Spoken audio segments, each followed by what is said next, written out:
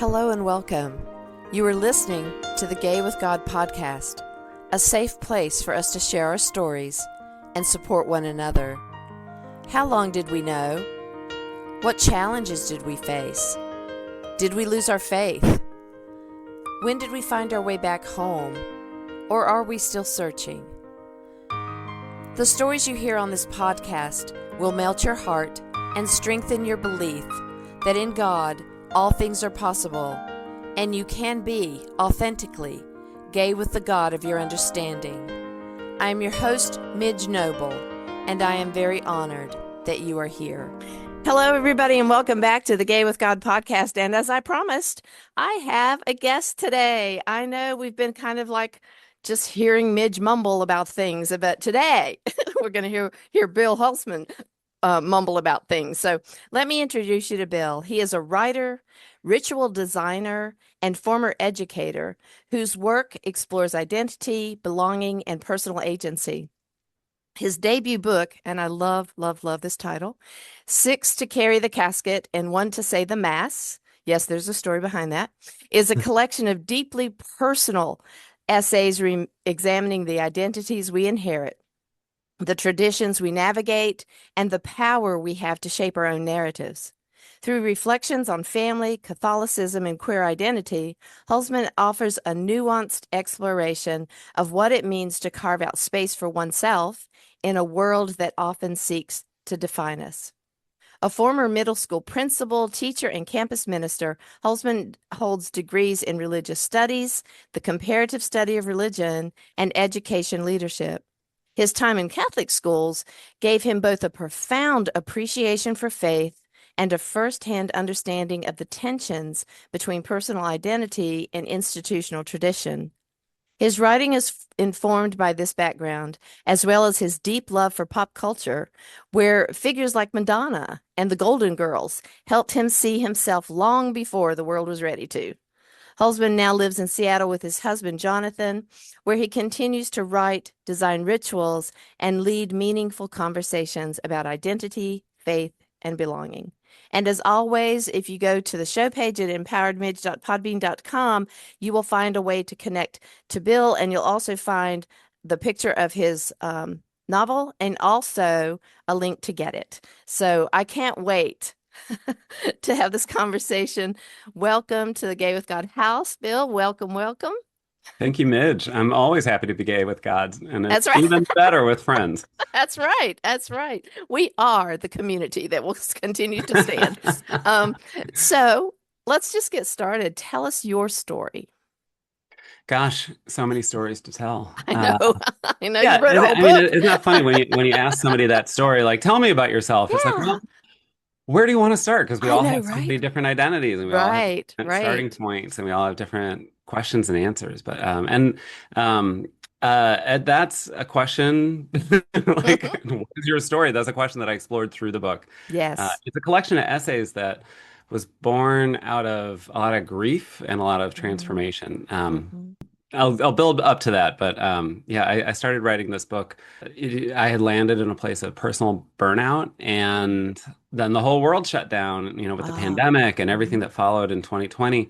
And so I started writing to understand how I got there, how I landed here. mhm, Uh, but also, I wanted to explore how do we all land here and mhm. what's the way forward. Right. So I got to go back to explore my formative experiences and my formative relationships and consider, what is the identity that was handed to me? What were the Mhm, identities that were offered? What did I refuse? What did I pick mhm. up? What have I shaped for myself?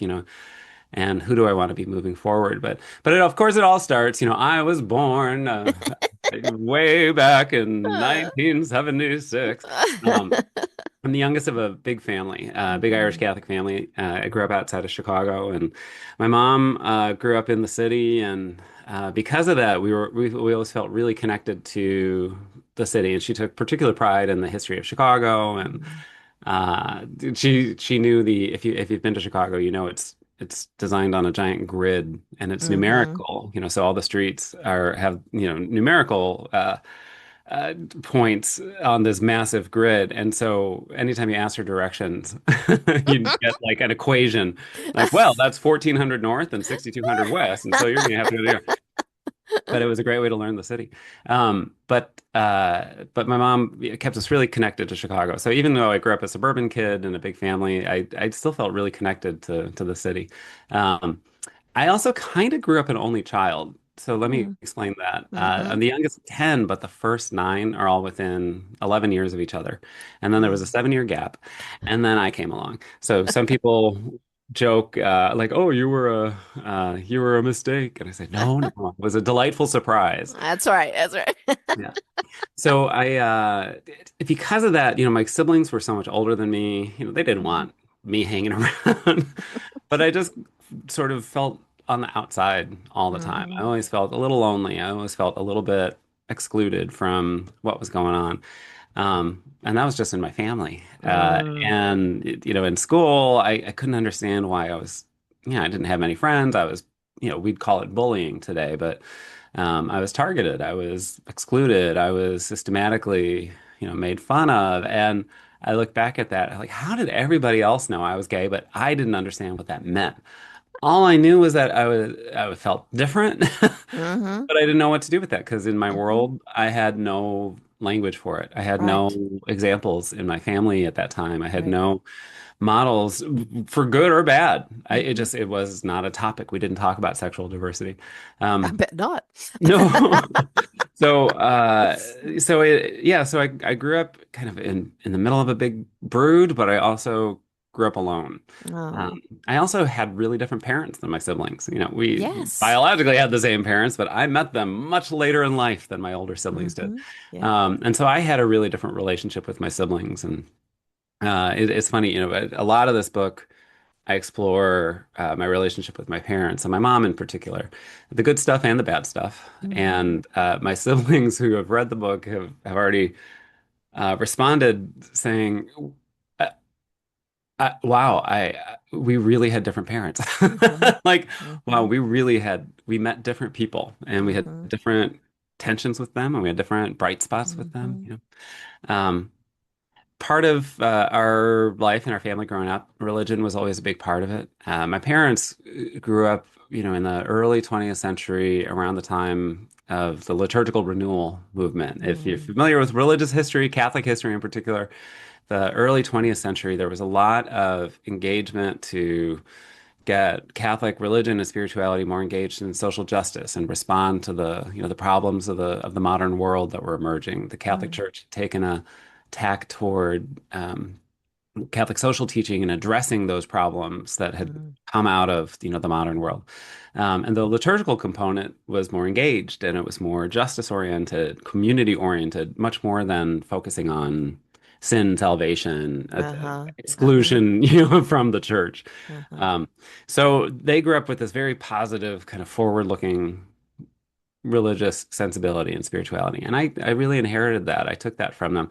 I had a really positive experience with religion as a kid. I had my own profound sort of moments, both as a child, as a teenager, as an adult, that confirm for me, yeah, I'm spiritually hungry. I want to keep pursuing Hmm. these things. But I didn't come out until college. And that was largely because I started high school the first day I started high school, I was thrown up against the wall and called a faggot. Oh, wow. So that was the message for me on day one of high school. Like, Well, nope, welcome. it's not Welcome to happening you. here. And thank God I'm a Oh. Virgo because I can compartmentalize really easily. And Oh. so I just said, okay, we're not going to talk. We're not even going to think about this until I get to college. Uh, So I came out in college, but I was still super. I wasn't hearing negative messaging about sexuality, about sexual orientation. It just wasn't part of the conversation. So I never mhm. heard anything really awful that I had to internalize. Okay. And when I got to college and when I came out, that's when I started encountering more people who had really different experiences of religion and really Hmm. negative experiences of religion. Hmm. Uh, and I went to divinity school right after college because I was still so interested in religion. By that time I shifted gears to understanding religion as a phenomenon, Hmm. religion not just Christianity or just the Catholic Church, but I wanted to understand religion in general. Mhm. So I went to divinity school, and where I went to divinity school was very queer friendly. It was a very progressive environment, but I would get pushback from my friends in divinity school who were pursuing ordination in other churches, who were, engaged in their own work. And I got the question frequently, how are you still Catholic? They just couldn't, it was the first time I ever got that conflict between my sexual identity and my religious identity Uh-huh. thrown back at me Yeah. in divinity school from other queer people. And it wasn't like a religious voice saying, don't be gay. It was a queer voice saying, don't be Catholic. Catholic. And I never, I, Jeez. I was like, God damn it, I'm still on the outside. Like, I'm in Yep. divinity school Yep. with a bunch of queer people, and yet we still can't believe that other people had a different Yeah. experience. Yeah. So for me, that planted a seed. I've always been paying attention to the empathy gap in culture Mm. because of that. I think, we don't try to empathize with people. We don't, Mm-hmm. and it's fundamentally about like, is somebody else's experience true? Does somebody else Mm-hmm. see the world from a different vantage point than you do? Mm-hmm. So I had that lesson. I had that lesson deeply, deeply ingrained into me in those years. I started teaching. I loved my work. I was a campus minister at a little Catholic girls' school outside of Boston, and I loved my work. I loved my ministry. I also was never told to keep quiet about my sexual identity. I sang with the Boston Gay Men's Chorus. It was on my resume when I applied. So it was, but again, I found myself in a progressive, inclusive Catholic environment, and the people there were it just wasn't concerned. But there Mm-hmm. was always, you didn't say certain things in front of certain people. Uh-huh. Parents were in the building. You kept that quiet because the Uh, consequences were pretty dire for queer people in Catholic schools. mm-hmm. It still is. It's especially bad since equal marriage came out. Yeah. Um, it was if you were ever found out to be gay, if you're ever outed, it would open an investigation, and the school Mm-hmm. would typically dismiss you because it's violation of the teaching of the Catholic Church. Mm-hmm. But most schools are not interested in Drudging up all pursuing their that. teachers with the Inquisition, you That's know. right. So I never got that message, but it was also like, oh, certain things you don't say in front of some parents. Mm-hmm. Because if they didn't like me for whatever reason, they just Mm-hmm. had to ring the gay bell. Now, because I worked That's for an right. order school and not for a diocesan school, the way that the church structure works, if you complain, you'd complain to your local diocese, and then the diocese would send it up the ladder to Rome, and then Rome would put pressure on the religious order from the top, which was then expected to put pressure on the school back down to the bottom. So by that time, a snowball picks up momentum and speed and volume, and Mm-hmm. so that's Mm-hmm. exactly, what would happen. So it was both like a real joy to be like pretty openly gay and Catholic and working in, I was kind of the face of the church for my students as a campus minister, and I loved my work and it was enriching and wonderful. But I also knew the limits. Like, but but I thought it was okay. I really thought it was okay to, I can keep this under wraps because I'm able to engage in so much good. I'm Mm-hmm. doing what I want to do. I want to move the needle in the Catholic Church toward pluralism, toward more inclusivity, Mm-hmm. toward being a safe space for queer people. Mm-hmm. Um, I did a program in education leadership, and then I went to a different Catholic girls' school, uh, and then I went to a conference. The National Association of Independent Schools has a conference every year, and it's the big thing for independent school teachers. And I get to see all my friends from other schools. And Dan Savage was speaking that year. I think it was 2012. Yeah, I think it was 2012. And Dan Savage is the columnist, writer, podcaster, and he's been talking about sex and relationships for decades. He and his husband started the It Gets Better project, Oh, okay. Yeah. which collects videos from people to send the message to kids.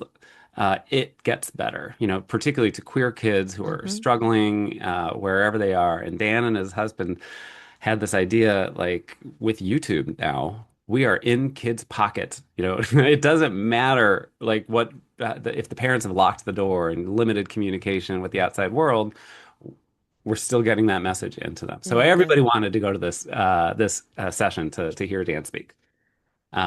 And he finishes his talk and he opens up for questions. And somebody got up to read a question from somebody else and explained this is from somebody else who's working in a very conservative religious school. And if they even get up and ask a question here, they might get fired. And Wow. everybody in the room was like, oh, isn't that awful? Like, oh, can you believe it? And the ones from the Catholic school were like, oh, do we know each other? Like, yeah, okay, I Yeah, understand yeah. that. Like, cool. So I'm glad somebody else got up to ask. And the question was, I'm a queer person. I'm working in this religious school. What advice would you give to someone like me to better support, Hmm. queer students? And everybody in the room and us too, we were like, yeah, that's exactly why we're here. Exactly. That's, those of us from the Catholic school, especially because we wanted to create safe spaces for our kids. And Dan took a second and he cocked his head and he said, I don't think you're gonna like my answer. And he Ooh. said, my advice would be to get your resume in order because you all think that being present is sending the message that you're safe, that it gets better, right? But really, what you're saying is it's okay to leave part of yourself at the door on the way into work. Ooh. And I, I, Ooh. it took about half a second, and I burst into tears. And Oh. one of my colleagues leans over to me and said, "We're going to need to talk about this. We're going to need to talk about this."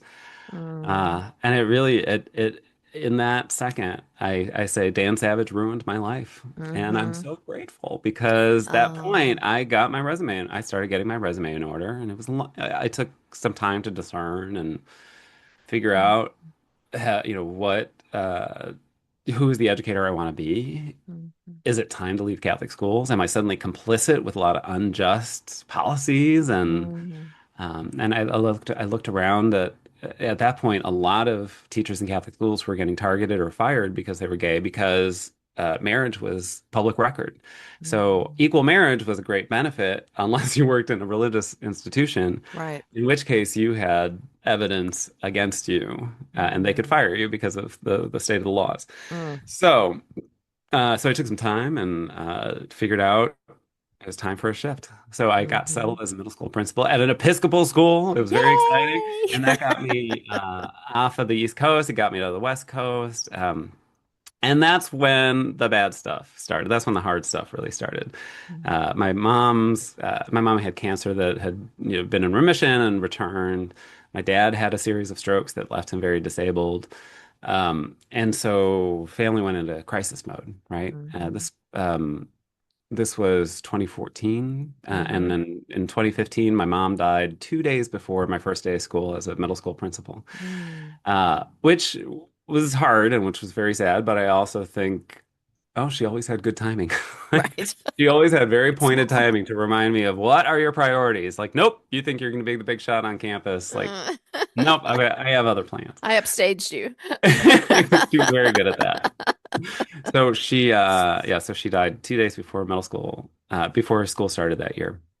So I never really got my feet on the ground in that first year. Mm-hmm. And about a month before the start of school the next year, I was thinking, okay, this is the year I'm gonna get. This is where I'm gonna find my speed. I'm gonna find my groove. And my sister died very suddenly. Mm-hmm. It was number six in the family, and so she died very suddenly, and that really rocked all of us. And Mm-hmm. my dad was still debilitated and required 24-hour care. My siblings who lived nearby were just on constant rotation, helping to take care, taking to appointments, Mm. managing the, in-house care. Anytime I had time off, a long weekend, a week off, I was back in Chicago to try to give the locals a Mm. break. Uh, and through all that time, any family that's been through grief, any family that's been through, taking care of, people in crisis as they're requiring more and more care as they get older.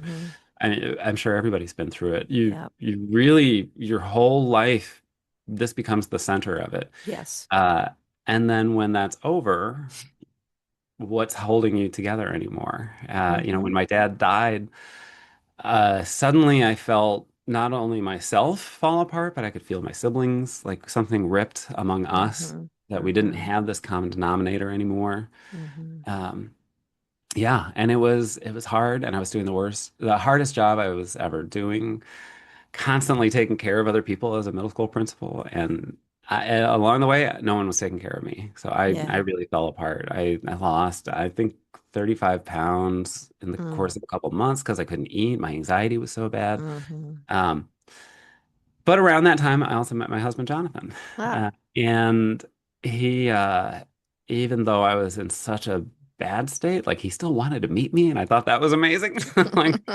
Like, well, he's got to be a good person because even in all of this, he still wants to hang out. So we made a plan together to move in together and to get married. I decided to take a year off from work. I needed to be well. I needed to heal. I had some grieving that I needed to do. I Hmm. needed to just make space. And I couldn't do that working in schools No. because No. once I walk in the door of the school, my attention is on the kids or Yeah. a group of kids in front of me, or Yeah. I needed to I needed space. We all need space, Hmm. right? So in that year, I stopped work. I got well, started doing yoga, went on long walks with our dog, we started cooking a lot, experimenting a lot. And then the world shut down. We got married at the end of 2019. We framed it, this was our way of getting through it. We framed it as a gift from the universe as an extended honeymoon because we just got to spend 2 years basically interacting with like nobody. Yeah. We were very assiduous about our protocols because we wanted to Hmm. stay healthy. And so we treated it as the extended honeymoon, but we got through that. But midway through that, I realized I didn't want to go back to school, Mm. which was hard for me to figure. Like my whole identity was Yeah. wrapped around being an educator, being a student, and Yeah. I had had so much joy working in schools for so long, and then I didn't. And then just the thought of going back still kind of triggers the anxiety and my shoulders get tense, when I think about it. So I started a consulting practice and I went back to my first love of ritual and understanding Ex ritual, how we use ritual to shape relationships and build culture and generate communities. Um, and I had done weddings for friends over the years, and I thought, well, Hmm. I've got this method for designing. I'm a good liturgist, I'm a good ritualist, Hmm. and I've got this method for designing a ceremony that isn't just imitating every other ceremony. Hmm. I thought, well, maybe there's some people who might need this. So Yeah. I hung the sign on the door and saw if anybody would knock, and so I've been working primarily as a ritual designer for the past few years. And I had started a weekly newsletter basically to give myself space to process the everything that was going on in my life, in my world, in our world. And after a couple of years of that, I looked back and saw this through line about identity through a lot of the writing. And with some encouragement was from friends, I pulled it together and thought, okay, this might be a book. Like, what Hmm. story does this tell? Um, and I published it. I'm not interested. My life is not memoir worthy, so I'm not interested in people paying attention to me. But I think we're all at a moment where we need to be critically reflective of our experiences and Hmm. identify not just what are we struggling with, but what do we want to move toward? What's the world that Hmm. we're going to build together? And I don't Hmm. know that many of us have the tools to do that. Hmm. I've been really lucky. Part of my education and my work has really focused around reflection and paying attention to those Hmm. skills.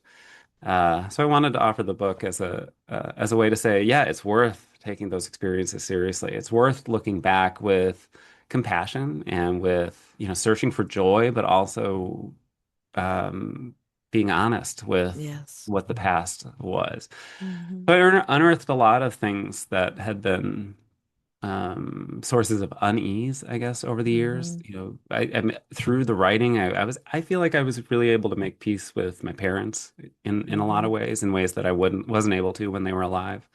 But I was also able to figure out who do I want to be, and I was Hmm. able to let go of some of the things that I felt obligated to. Um, Hmm. I've enjoyed listening to your conversations with people on your podcast and your own reflections, because I think that's exactly where we all need to be. We all need to be having these deeper thoughts and ask the bigger questions and say, Hmm. Let's stop wrangling with what we've had. Like we need to start building something new." Yeah. And that begins with good dialogue and good Hmm. conversations and meaningful connections. What I'm learning now is that the questions that we raise really can't have answers yet. You know, it's like we have all these questions and it's important to name them. Like you said, it's important to put them out there because reflection is going to take a while. Mm. The course that we're taking now is uncharted for us. Hmm. You know, many of our other generations have gone through something, but this is our time to stand in tyranny and decide who we are as a person individually. How do we fit into our community? And what are we willing to do in order to save whatever we can save of our dignity and our rights? Yeah. There's some big questions that are going to have to be answered on the spur of the moment, unfortunately. And Yeah. some of them, we can prepare for, but um, I think when you talked about the bigotry that maybe not bigotry, but the shift that you felt in the divinity school of people saying, "Well, how can you still be Catholic?" It was like that is another form of bigotry. It's like, now they're not picking on your your homosexuality, they're picking on your religion. And it's because we Yeah. can't seem to see the bigger picture of, where we came from might be the same. We all came from the breath of life. However, we all got a path that we get to choose for ourselves. And that doesn't Yeah. make it right or wrong. It's what fits us.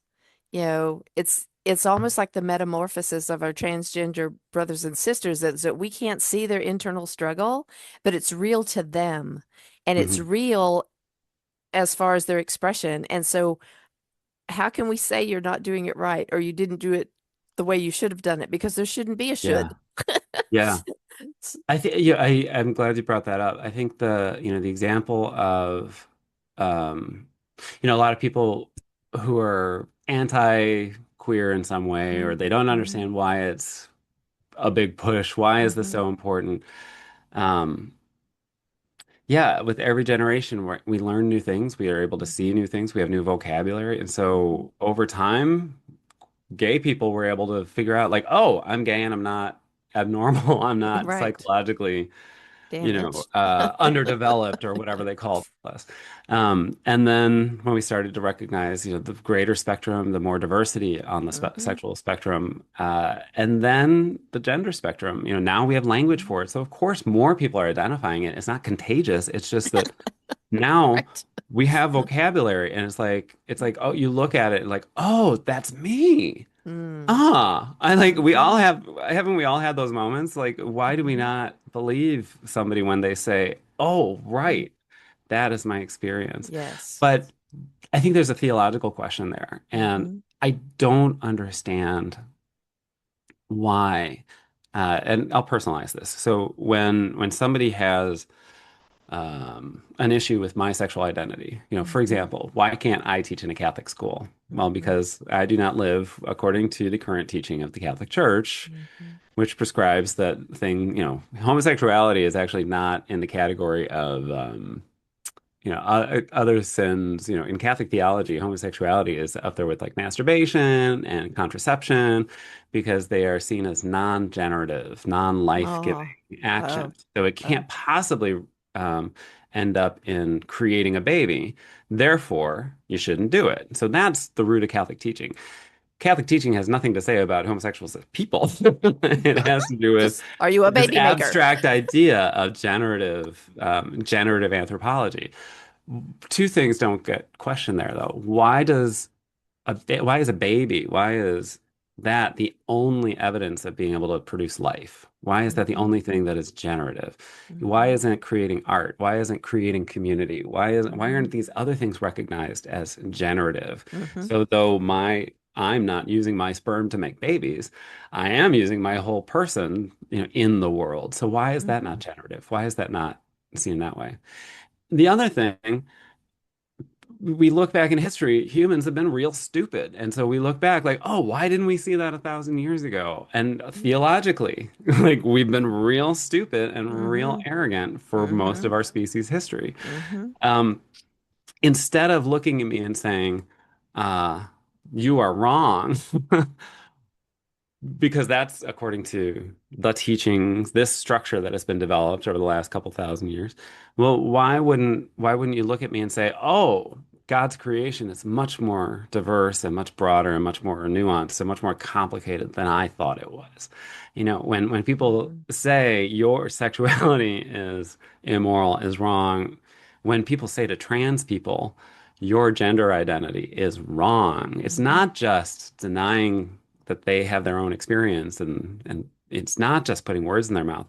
It's denying God's capacity for creating beyond what we can imagine. And Mhm. isn't that the basic definition of God? Like Yes. I'm often drawn back to St. Anselm's definition of God, that God is that greater than which nothing can be thought. Mm. And it's less of a commentary on God and who God or what God is, and more of a recognition of our own limitations. So Mhm. when people start to attack, using theological language, when people start attacking queer people, attacking people for gender diversity or whatever expression, it's like the question I want to hear from them is, do you really think that God is so limited in God's actions that this is where God would draw the line and say, nope, Mhm. that was a mistake. Do with it as you will. Like, nope, kick it to the curb, Yeah. right? Nope. Yeah. And that's, then they try to degrade us and say, like, oh, well, they're Yes. less than human. Therefore, they're not deserving of the dignity that God's creation Yes. deserves. Yes. So yeah, it's a funny thing how all those prejudices layer. Anyway, I wanted to tap into that because I very rarely get to talk about the theological side of things. I'm a Yay. religion nerd. I love talking this tack. So Well, and when I came to the Episcopal Church, I asked the priest there, well, what do you think about, transgender folks? And he goes, well, I really don't know what to think because I'm not experiencing what they are going through. mm, But all I know is that I think that God is bigger than any of us know, mm, and that no, wouldn't it be something if the transgender folks have been, created to be here to help us be more compassionate to things we don't understand. mhm, I mean, I think there are lessons in everything, and I do believe that the Spirit will bring us to exactly where we need to be in order to learn what we need to learn and to grow in the way that we're ready to grow. mm. Sometimes I think Holy Spirit brings me to things I don't think I'm ready to grow, and I don't really want to grow yet. She just keeps on pulling. She's very persistent. She is. She is a hardcore girl. In that, did you ever watch the movie The Shack? No. Okay, do you know about it? It's about this guy and his daughter uh winds up being murdered, and he goes through this complete psychological meltdown and goes through this journey of being driven, like guided, I guess, into the mountains to look for her, and there were all these signs that she was there, um and so he finally comes into this, out of the snowstorm and all this stuff, into this beautiful valley, and there's this cabin, and he can hear singing and tinkling of glasses and stuff, and he goes up to this cabin, and God is there, and she's a black woman, and and then you have the Holy Spirit, which is an Asian, um very mystical, quiet, but moves her hands a lot. It's almost like the wind.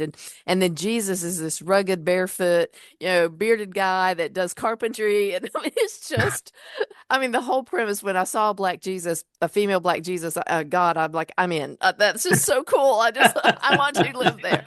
Um, but I think it's so interesting that we balk at things that we don't understand, what we get pulled to, but that when we follow those nudges, that we are always led to a place of growth. Mhm. And to shut that down is not only putting ourselves backwards. We can't grow if we're just going to shut down and say no to things. But Yeah.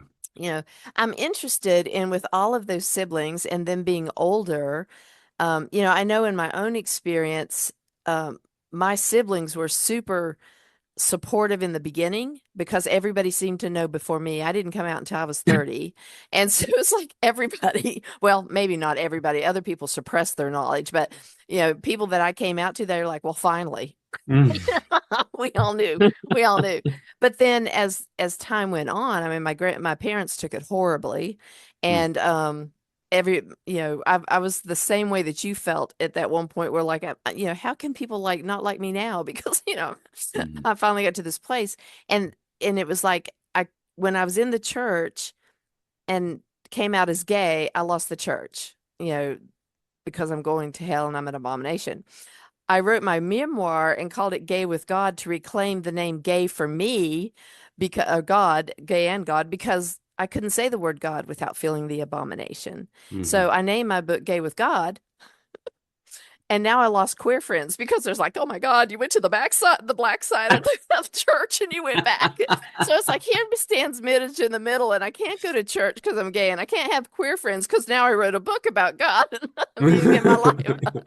So isn't it weird that families and friends can really have such a reaction to just our simple truth? And I'm wondering if Yeah. you ever felt, besides the divinity school folks in your high school, did any of your family members have a really bad reaction to, or an I shouldn't say bad, but a reaction that was hurtful when you came Yeah. out to them? Um, Not initially. Mm. I think the harder reactions to navigate were more subtle and after a few years. Mm. So the first person I came out to was my sister Patty, who's number 9. She's my best friend. I love that And they have numbers. sometimes it's easier to just understand the family dynamics. It's like, Yes, okay, yes, so I love 3, that. 7, and 9 went out to lunch. So Patty called me one day, and it happened to be the same day as the Pride Parade in Chicago that year. And I was already planning on going down, but I was trying to figure out like what's the excuse that I'm going to give that I'm going to be out of the house all day. I was 18, Yeah, so kind of an adult, but I still needed to justify like where I was going. yeah. Um, and my sister called and said, "Hey, do you want to go to the Pride Parade? I'm going with a bunch of friends." And the first reaction was, "Who told?" Like, like, "Oh no, how did you find out?" Well, but then I thought, okay, well, there's my excuse. Great. So hung up the phone, said, "I'm going out to Patty's, bye," and ran. So my mom knew something was up, so she called my sister. Said, "Well, what are you two doing today?" And Patty said, "Well, we're going to the Gay and Lesbian Pride Parade." "You're going to that lesbian thing?" That's all my mother said. Oh, wow. And Patty just started laughing. And my mom hung up and didn't talk to her for, I want to say, 2 weeks. Like she really gave her the cold shoulder. I think my mom knew for a long time. Mothers always know. Mothers always know. And so I think my mom knew for a long time. And I think it was just her moment of, oh no, it's real. Like, and it's Hmm. Patty's fault. So everything was Patty's fault. Um, so yeah, so at the end of that day, we went to the parade, and then we went and got lunch with one of her friends.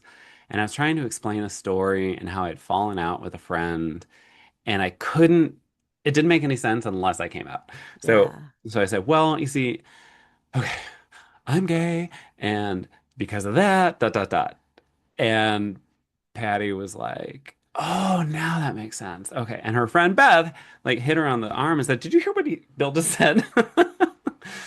And then she said, oh, yay, great, awesome, great. So we had a lovely moment. And then she said, okay, who can we tell? So we strategized. And she actually took care of the coming out for me. We identified who of the siblings we knew wouldn't leak it to mom and dad. Hmm. And so she, one at a time, kind of pulled everybody into the loop. Um, and then after I came out to my parents, the rest of the siblings then found out. And really, my parents were pretty good. I think it was just hard. They were grieving the person I wasn't going to be Hmm. that they had imagined. Any parent faces that grief Hmm. Hmm. in some way at some point, right? Hmm. But this Hmm. was, it was a profound loss for them Hmm. that this person was not going to materialize. Hmm. Um, and after some time, my parents did the right thing. Okay, so this is so Catholic. What's the Okay. first thing they do? They go to the Go to priest. church. They go to the priest. They meet with Father Ventura, and he's a wonderful priest. I knew him for a long time. Good friend of the family, and he said, "Bill's a great kid, and why don't you consider joining the P Flag meeting?" And my mom had no idea what that was. She had no idea that there was a PFLAG meeting going on at our church, like on a regular basis. There were already people doing this. Wow. That was a shock to me too. Like, Uh-huh. like I couldn't believe that this was happening the whole time. Like, how did nobody know that there was Mm-hmm. a, queer family group meeting in the church basement Hush, hush. once a Secret, week? secret. Right?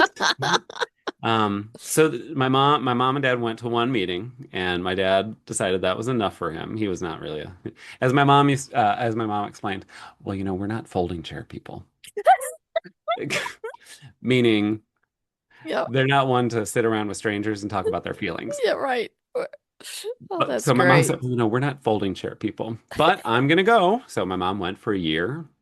Went for a solid year, and it was and then she kind of did a year, and I think she felt she had done her duty, and she never became the pro P flag. She was never going to march, Yep. or wear buttons or anything. Yep. But she was, she suddenly saw the church's teaching differently. That's the only thing she really challenged me on. Was, well, what about the church's teaching Mm-hmm. on this?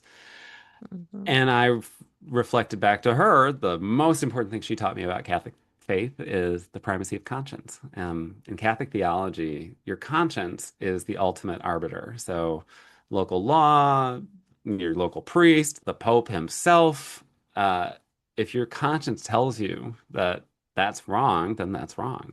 Because in Catholic theology, your conscience is that part of yourself that is closest to God. Mm-hmm. And so nothing can get in the way. Now, there are a lot of people who will say, well, you have an unformed conscience or a malformed conscience because of your blah, blah, blah, blah, blah. Yeah, screw that. But Mm-hmm. Mm-hmm. I cited primacy of conscience. I said, in my conscience, I know that this is right, that this Mm-hmm. is how I am to live. Mm-hmm. And she nodded and couldn't really say anything to that. That's Okay. right. All Right, right. right. And after a couple of weeks, the ice melted and she was able to keep moving forward. We were able Mm. to keep moving forward. The pushback came in subtle ways. I'd get sort of a non-reaction, from some siblings. Um, like, when news gets around, like somebody really should acknowledge. You really Mm-hmm. want someone to acknowledge, Yeah. like, hey, I heard this. The non-acknowledgments were powerful. Like, that's Uh-huh. interesting. That's interesting. Yeah. A few years later, I went to one of my siblings' house, and he was outside doing something. I was back in town, and he was outside doing something. So we chatted for a couple minutes, but it was clear that he wasn't inviting me in the house. And Wow. so after we chatted for a couple minutes, I turned her around and left. Wow. That didn't, it didn't come with a, you're not allowed to talk to my children. But it yeah, that always stayed in the background for me. That always stayed in the Mm-hmm. background. Mm-hmm. And then I was with my ex partner for 8 years, and most of my family was very welcoming and very, treated him as part of the family. Um, and some did not. And I thought, well, that's interesting. And when Mm-hmm. we broke up, it was again who reached out to acknowledge, like, hey, Mm-hmm. we weren't legally married, so we didn't officially divorce, but Mm-hmm.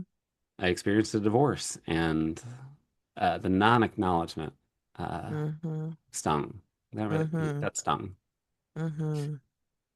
Yeah. Yeah. It's very interesting. Even though my siblings both knew before I did, and even my sister was going to have her kids when we had our Holy Union walk we did bracelets for the Holy Union, but they were going to walk them down. And then all of a sudden, they can't come. And the husband that she had at that time apparently put the kibosh on her boys coming to see that. Yeah. And that was really weird. Now my brother walked me down to the seat where I was going to be, and my wife's dad walked her down. But then years later, he had a third child, and all of a sudden he was back at the Baptist church playing Jesus in the Yeah. Easter thing. And I'll tell you, something in the Baptist church. There's the water that you drink, and all of a sudden you like get blind to things that you thought you first knew. And we had a really series of rough conversations, and finally, I mean, I was called the abomination, and I had all these, scriptures, sent at me through emails. And I finally said, you know what?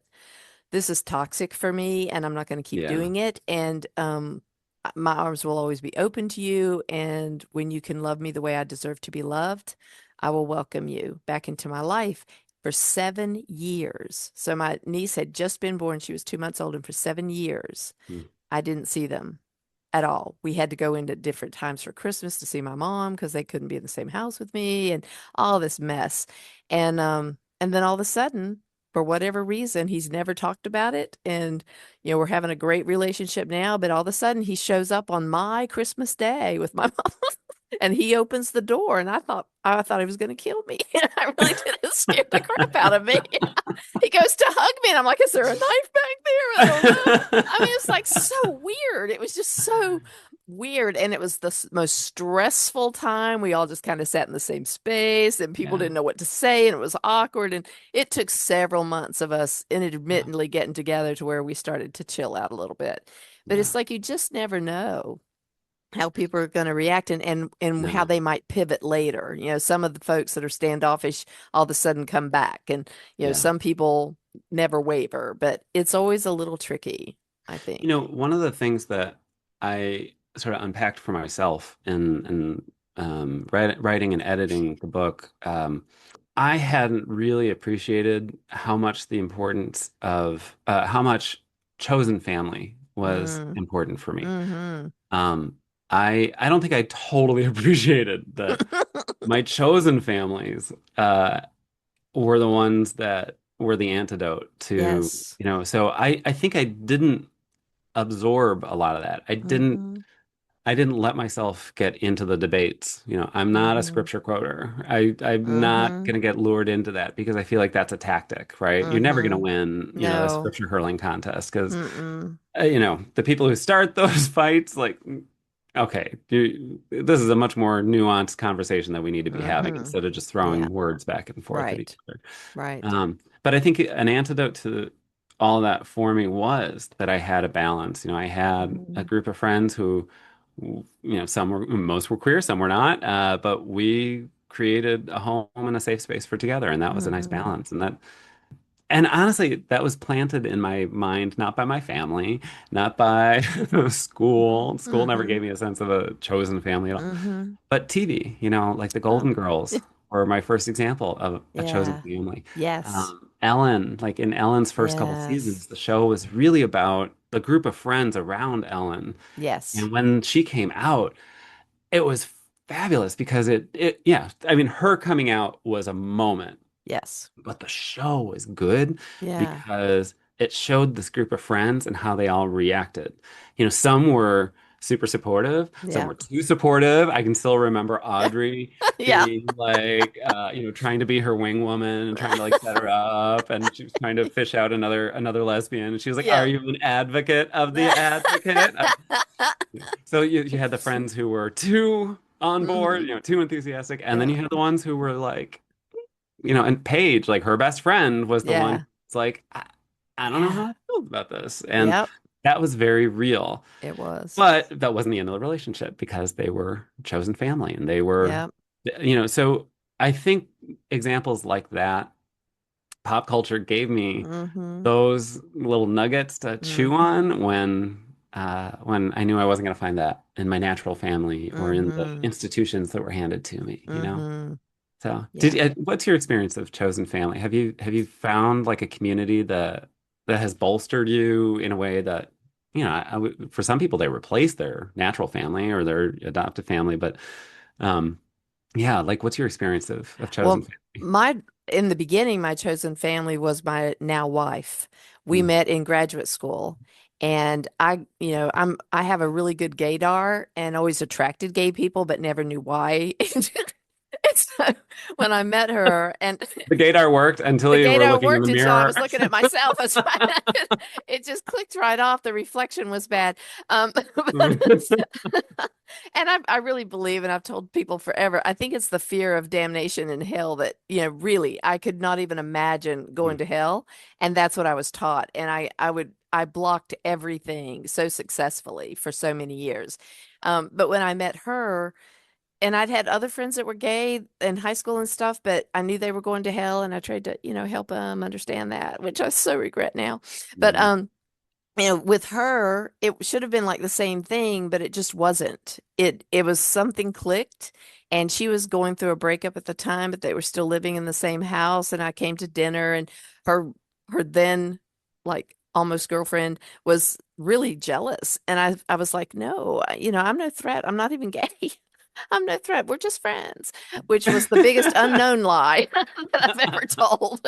Um, so, her family became my chosen Mm. family. And also, it was sort of like that we weren't related, but it's almost like they just embraced me. They didn't Yeah. know she was gay. Um, they accepted me as just her really, really good friend. Mm.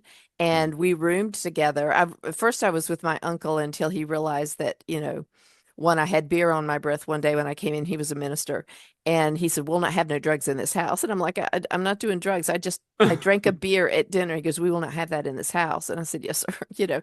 And then he realized that she was gay, and so then I got kicked out. Mm. So I moved in with her because her girlfriend had left the house by then, and so I moved in with her so I wouldn't have to leave graduate school. Um, so we were together from like 1983 until now, but there were 7 years that her family's, I mean, that I didn't know that I was gay. I sinned often, by the way.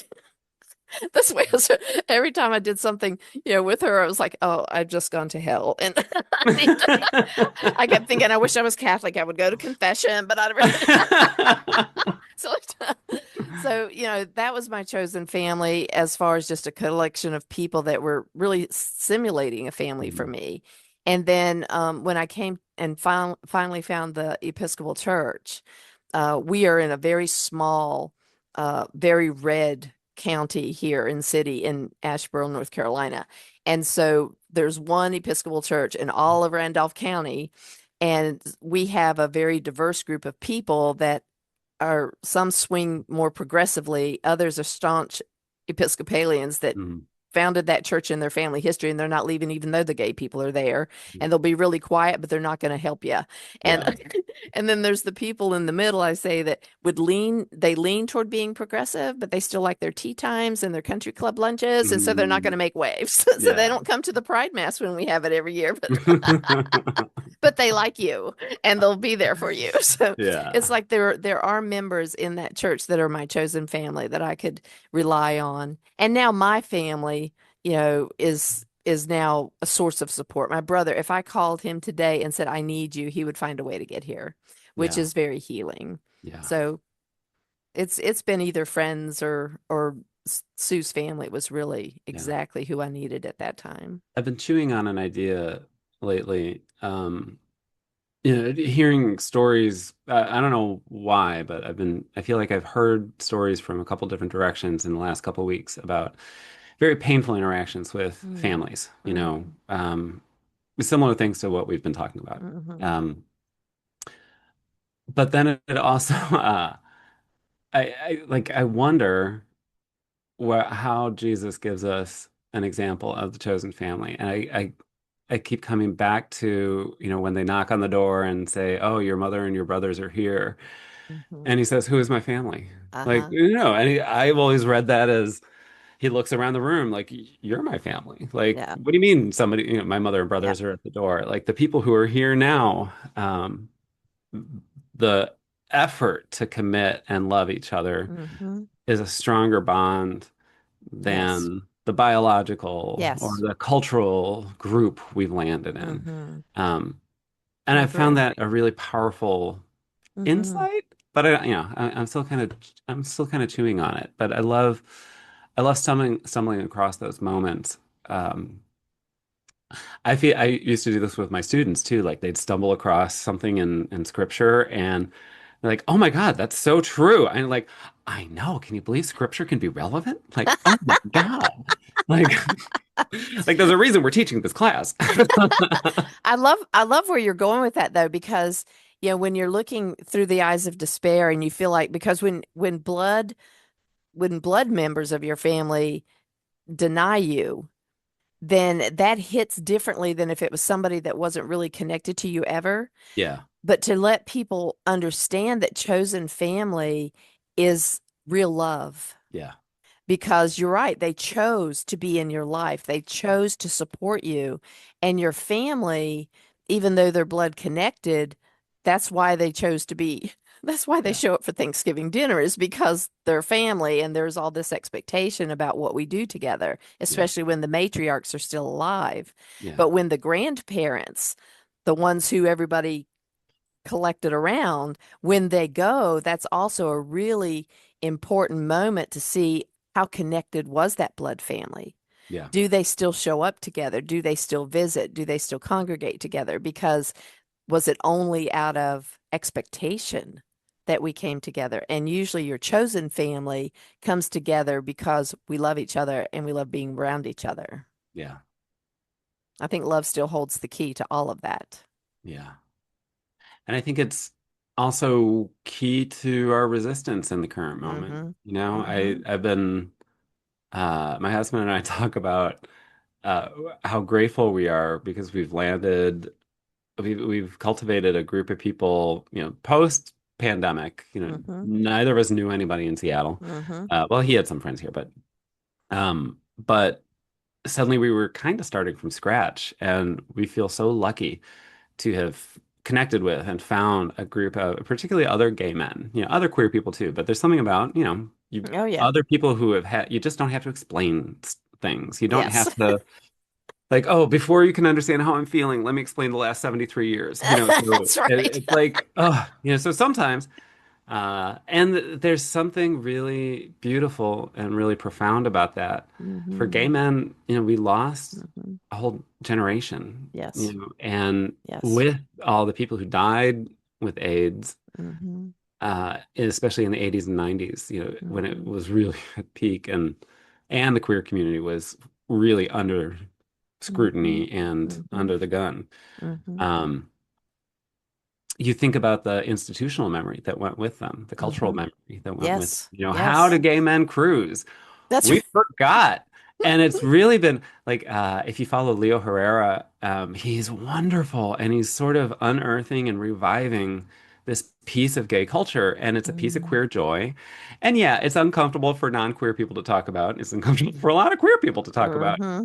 But the more that we get comfortable talking about it, and we can sustain and nurture and cultivate that as a source of Mm-hmm. joy, as a source of unity, as a source of, Mm-hmm. especially in this moment, Yes. yeah, Yes. it's just we're in a fascinating time where I think Mm-hmm. the chosen families are going to be, maybe this is the network that we build on Yeah. moving forward. That Yeah.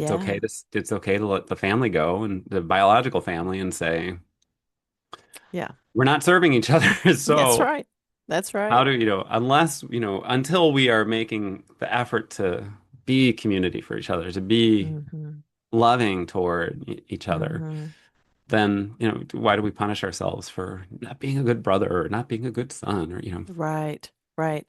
Yeah, and I think there's a lot of healing to admit to yourself that staying in abusive relationships, even if it is with blood family, is not expected. Father Father Joe used to always tell me, "Midge, you're not supposed to be, you don't need to be a martyr.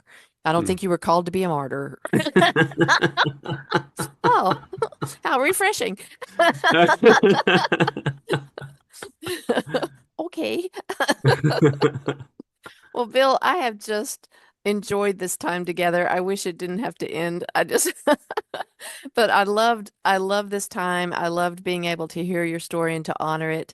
I think you're one of the bright lights in the world right now, and I'm just so grateful that you're here. And I'm grateful that you wrote this book that I have not had a chance to read. We got scheduled really quickly, and I was so excited, but I haven't been able to order your book yet, but I will because I just love it. Can you really quickly, without divulging too much, tell people about the title that I love Oh, so much? sure. Oh, Please. yes.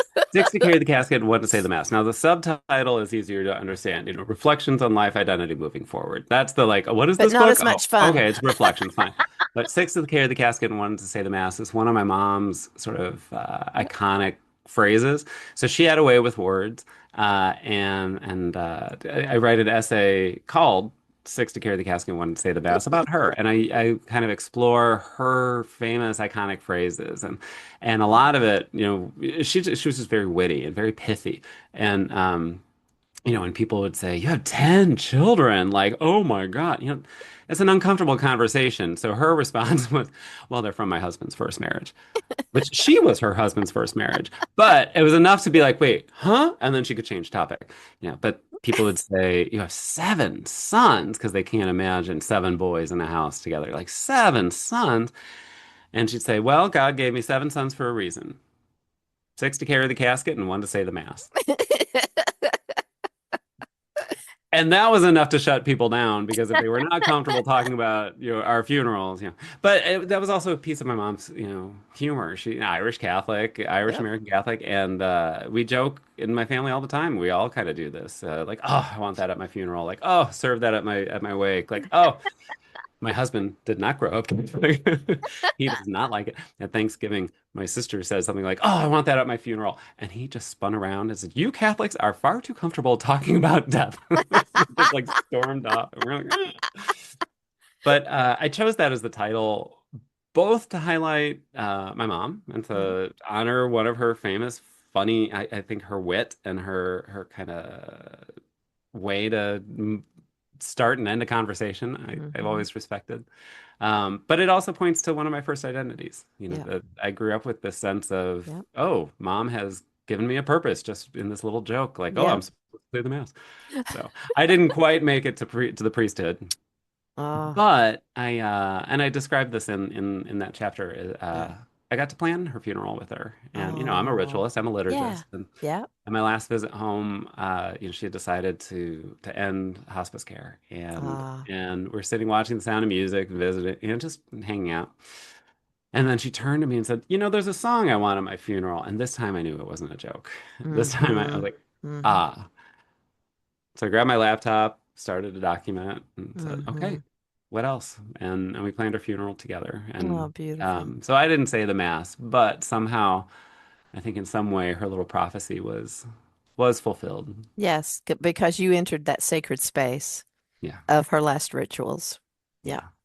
That's beautiful, So Bill. that's the origin of the title.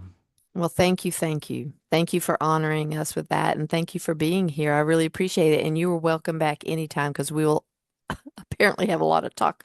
We could have more to talk about. I would love to keep the conversation going. I've Good, really enjoyed connecting with you. good. Thank you. So, guys, thank you for coming as well. And I always appreciate how you show up for this show and subscribe and share. And remember that we have the Facebook group. We're actually doing it tonight, Gay with God, My Faith Journey. And I think we're going to maybe do the new book Richard Rohr has out about, I don't have the paper in front of me, but it's the Tears book that Richard Rohr just did, something Mm. about tears.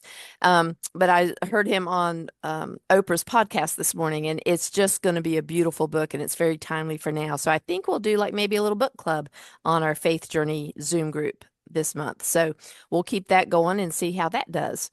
Remember that if you're listening to this podcast and are questioning whether you can be gay and be in a relationship with the God of your understanding, if you identify as LGBTQI, or not even sure if you're gay, God has always been within you. Even when you didn't know it, you have always been gay with God. Thank you, everybody. Stay tuned to see how you can join the Gay with God community. And as always, you are loved. I want to invite you to become a part of the Gay with God community. How can you do that? Stay connected by messaging me your thoughts and comments in the comment section under the downloads of the show on the Gay with God show page. Subscribe to this podcast wherever you listen and share, share, share so we can increase our community outreach and be a light to those who are struggling to claim their faith. Consider being a sponsor so I can highlight your service in our community. We are all worthy of respect and a relationship with the God of our understanding. I want to thank you in advance for supporting this podcast. Together, we as a community will keep this show visible and our community stronger. Deep gratitude to my friend Tim McClendon of Tim McClendon Music for allowing me to use an excerpt from Interlude 4, a song found on his CD entitled Sundance.